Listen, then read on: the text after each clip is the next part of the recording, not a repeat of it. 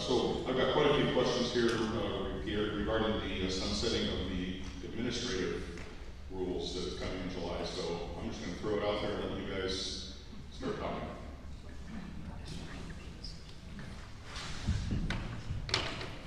Yeah, this was an interesting session. This is my opportunity here, I guess. But basically, the House went to war with the Senate and the government on this one. And so far, House. Yeah, I got to tell you that the House of Representatives is the most united I've ever seen it. This is my 7th year down there, and we were united on this. And actually, I haven't had a lot of talking, so I will say a couple of things here. A couple of years ago, the House rejected a rule. And the rules commonly came into the state through the rule process. The legislature was kind of deceived to some degree, but when the superintendent at that time of public instruction, when he presented it to the Education Committee, he pointed out that it just increased standards, and it was a good thing. So it went through. And rules have the same, basically, impact as laws. They can be quite disturbing, actually, because they bypass the legislative process. We, your legislators, are here. You can ask us questions. You can come talk to us afterwards. And if you don't like things we've done, we have a voting record. You can look at it, and you can point it out to us what you're not happy with. So this bureaucracy, this fourth branch of government, which was never constitutional, has, in this executive agency, they have started writing, they write rules. There was, I forgot, there were 60,000 pages of rules? 8,200 pages of rules in the state of Idaho that were rejected this time. So, in essence, and this was an issue for me, and I'm just going to read this because the House of Representatives last year, Education Committee, rejected an education rule. And when it got to the Senate, it was held up by one vote. So basically, the way it works in the legislature, there are 3 types of rules. There are pending rules, temporary rules, and fee rules. If one body in the legislature rejects a fee rule, it's rejected, and it doesn't happen. But if you take a temporary rule or a pending rule, if the one body rejects it and the other body does not act on it, then it actually goes into effect.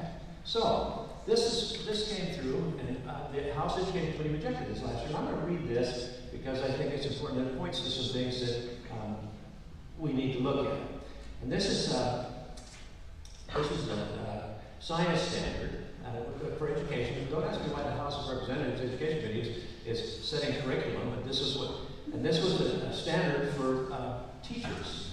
It says, this is their objective: obtain and combine information to describe that energy and fuels are derived from natural resources and that their uses affect the environment. So far, so good. Further explanation. Examples of renewable energy resources could include wind energy, water behind dams, and sunlight. Non-renewable energy resources are fossil fuels and atomic energy. Examples of environmental effects could include, and here's where we get kind of enticing, negative biological impacts of wind turbines, erosion due to deforestation, loss of habitat due to dams, loss of habitat due to surface mining, and air pollution from burning of fossil fuels. Now this takes basically takes the stand that everything man does is negative. It says we want to talk about the negative. We don't talk about, we say deforestation because this is important for us in northern Idaho because we have forests. So if you refer to logging as timber harvest and managing the forest, that's one thing. If you refer to it as deforestation, you get a whole different picture. And this was what the objective was, to basically point out the negative. Same thing with dams. We have a dam here in Coeur d'Alene. We maintain a water level, and we use it as a recreational source. So dams have positive and negative. I was one of the first ones that complained about the Dvorak Reservoir because of the elk habitat that was ruined by that. So there are positives and negatives. What we wanted was a balance. We let the kids think, but to come and tell them that this is all negative, man's impact on the environment is negative, was destructive. So anyway, the House of Representatives rejected this rule. It got to the Senate, it was not rejected, so it went into effect. So this year, and there were another instance that happened in the House of Representatives. Committee chairman, there were some rules came through health and welfare. I'm not on a committee, but there's some rules came through and it had to do with changing your birth certificate, transgender, and this is we're here in Nova those things. Anyway, the chairman of that committee elected not to hear the rule. So I would have assumed, and which I would have been mistaken because I've done something, so I would have assumed that by not hearing the rule, that it would just not go into effect. That's not true. The chairman can unilaterally decide not to hear the rule, and it automatically goes into effect. So it would have been controversial. Clearly, there would have been some issues with that, and it would have created a firestorm down there. But nonetheless, the legislature, who has the authority to review these rules, which was given to us by the voters in a constitutional amendment a few years ago, has the responsibility now to look at these rules. And the chairman was actually able to do both houses, actually, the Senate and the House. Anyway, so that it's a rule now that we live with this. The House decided that we needed to have a bill that said that all rules would be reviewed, all new rules would be reviewed by both bodies. So far, so good. We also said that if one body rejects a rule, all rules, pending and temporary rules included, if one body rejects those rules, then it would be rejected. And so then what happens then is they simply have to rewrite the rule, they bring it back, and the next year we look at it again, and it wasn't the end of the world. It passed very comfortably in the House. Got to the Senate, they didn't like it, the governor didn't like it, it would take away some of his power. Anyway, it didn't make it to the Senate. And so, yeah, that's the chair, not the entire Senate. The chairman had a lot of power, and the chairwoman in this committee held the bill, and so was Democrat. So, anyway, long story short, that got a burr under our saddle in the House. And we really think that this is important, and it brought us together. And at the end of the session, there's what they call a going home bill, and that is where all of the rules are extended for the next year.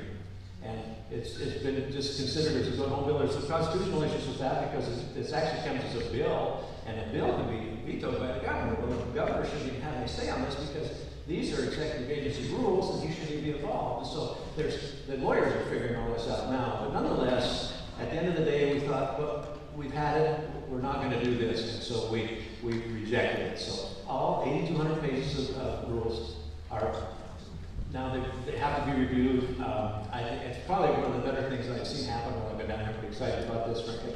And these rules need to be looked at. Some of them are obsolete, and this I think this could be a real positive. As the jury's still out on this, and we'll see what happens next year. But hopefully the House will maintain the resolve, and we'll stand by this, and we will do what's right. Because currently, one body, in any bill, one body can reject the bill, and it's rejected.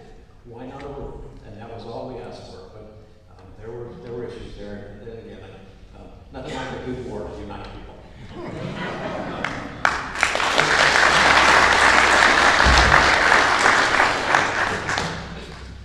What I have to say is quite simple, and that is on this issue, Representative Mendive is correct, and the Senate was incorrect. This is to me, one of the greatest opportunities the state of Idaho has had in a really long time, and I think probably every single one of us, House or Senate, is probably united on this issue. And what I'm really excited about is streamlining government, and so often those rules just sit out there forever and ever and ever, and whether they're good rules or bad rules, nobody looks at them, and this gives a really great opportunity.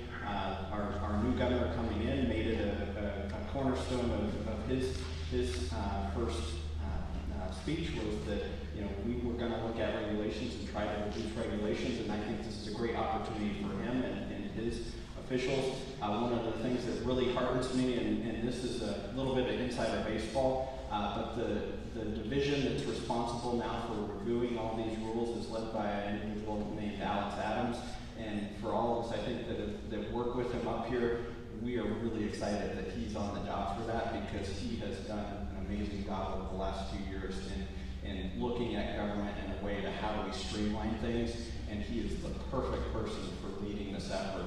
And just to give you a couple examples, I spent the last 3 days with Alex on a trip, and we were talking about some of the work that he's on the phone constantly with his staff. 8,200 pages is going to take a little time to get through, so he's working with his staff while he was with some of our legislators on a tour. But one of the, just for an example how outdated these rules can get. One of the ones that he identified that they're going to eliminate was for the State Department of Agriculture, and that the rule requires the deputy state veterinarian to be attired in neat, clean, and correct clothing when performing official work.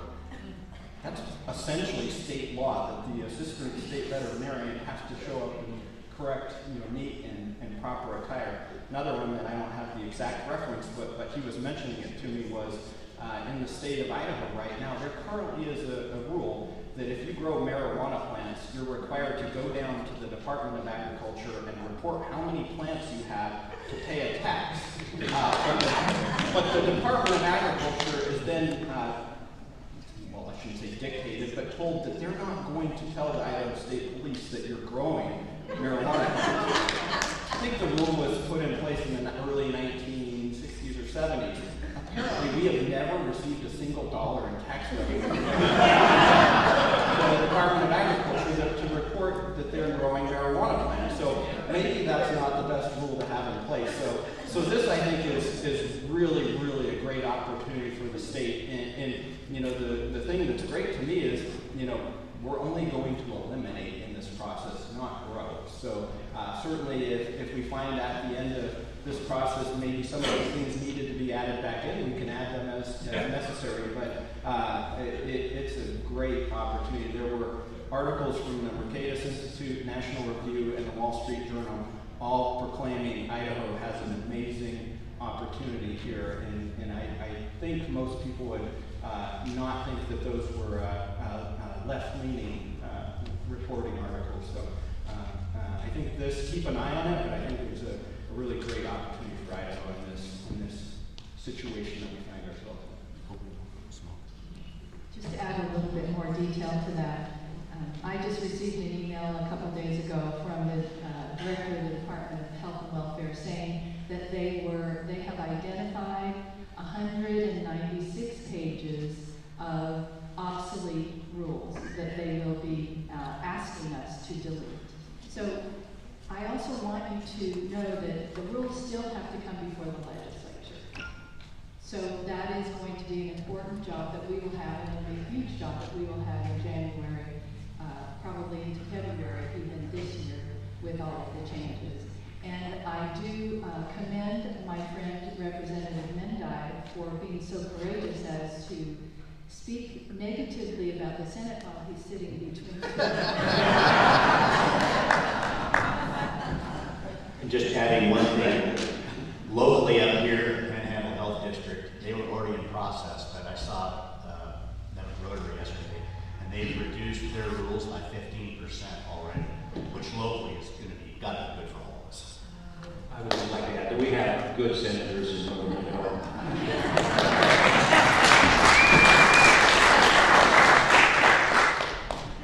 I just want to tie in or make one comment on this. It's related to this issue about the chairman and the games that they can play with the rules.